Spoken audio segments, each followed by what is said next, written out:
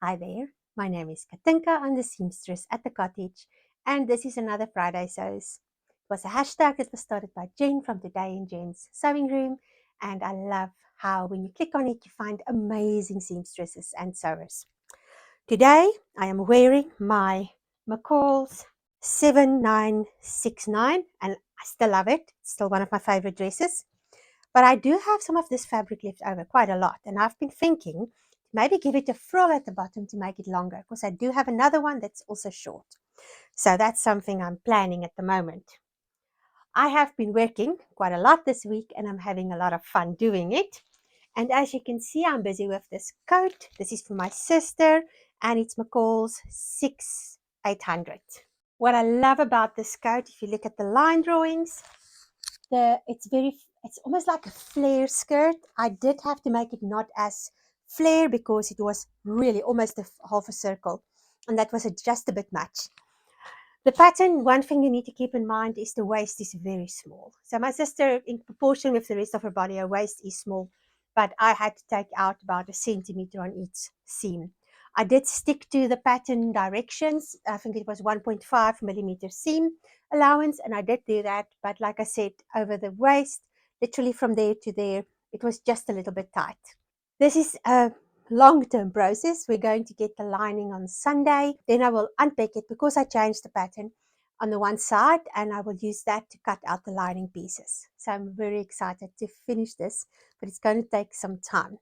The next thing I've been doing is this dress. This is an order, and it's just a plain cut on sleeve. I do have other dresses like that as well, which without the buttons down the front, and then I use 2/4 circle skirts to make the skirt, because a full circle skirt was just too much, and it doesn't look like much here, but when the lady I'm making it for have it on, she looks amazing. There's something to be said for having a bit more in the bosom area. I put it on, it looks okay. She puts it on, it looks amazing. So yes, I need to just do the hem. It's just hanging here so the hem can hang out. And then I'm going to do the hem with bias binding that I made out of this fabric.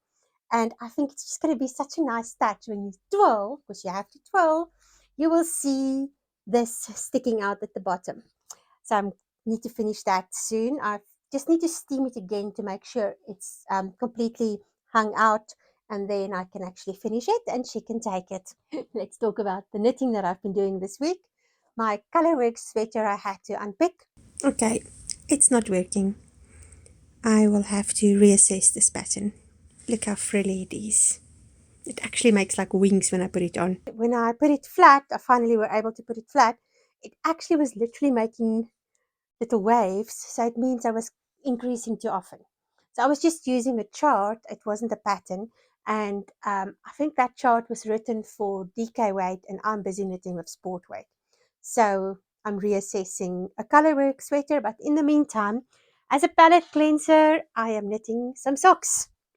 I think they are so pretty.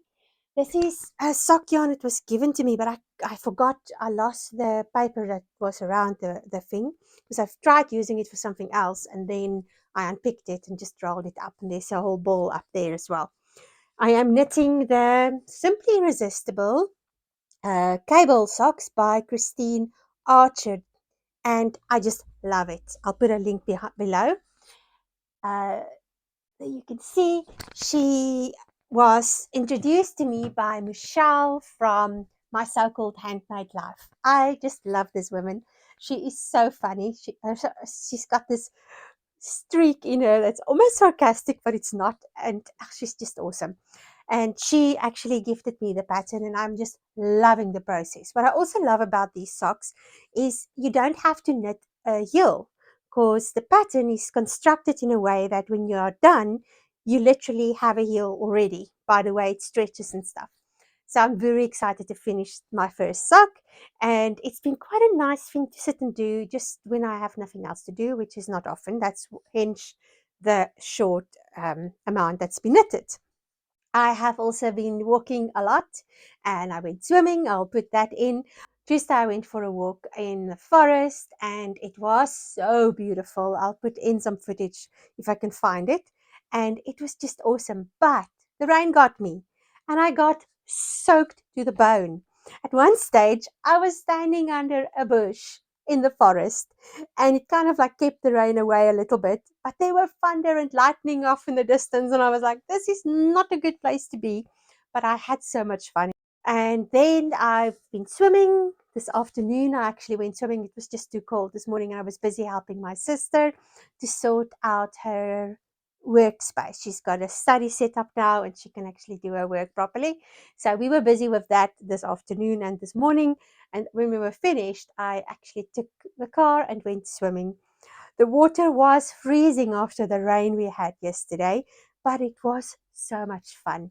I actually got in, and I don't know about you, but when I get into cold water, it's fine until here. And as soon as I have to go past my legs, I really have to use my mind control to get me past that. So I'm standing there in the water. It's so cold, and even the air is a bit cold, and I am giggling like a teenager because I'm like, I have to go under. But as soon as you're in the water, it's just amazing. I come back home and I feel completely alive. And so that was today. And I am actually typing my Friday sews on Thursday afternoon because tomorrow I am doing a lesson for a teenager. I'm just going to teach her the basics of sewing. And also tomorrow is a full day with a lot of other things that needs to happen. I always love spending time with you here, and I will see you in the next video. Goodbye. I just went for a swim. It was so cold, but so much fun. I think I did 15 minutes in the end. My hands are turning back to normal. You can see they are quite white and they were a bit blue, but it was so much fun. I feel like a hobbit in Lord of the Rings, starting out on this adventure, not knowing that Mordor is ahead of me. This is just so awesome. It's a bit close to the main road, but who cares? Look at this. It's amazing.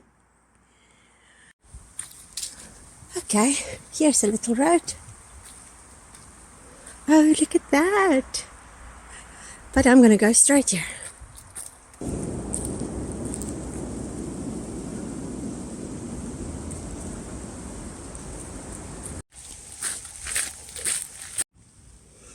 Brandon House, which is now a retirement center, and there's a lake.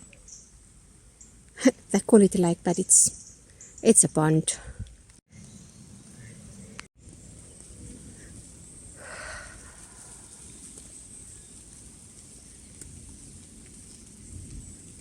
Look at this. This is so cute.